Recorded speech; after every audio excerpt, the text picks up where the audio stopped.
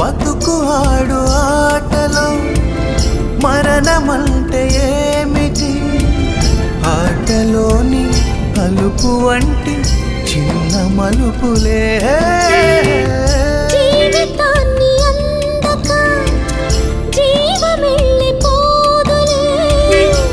ఆరిపోని అణిగిపోని చిరంజీవిలే, తల నిండుగా శీసులే, ఇక నిండునా యోషులే, యముని పాశమే బిగుసుకున్నను.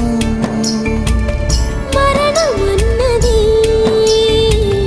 మరల జననమే, నిండు నూరేళ్ల సావాసం స్వర్గమయ్యింది వనవాసం.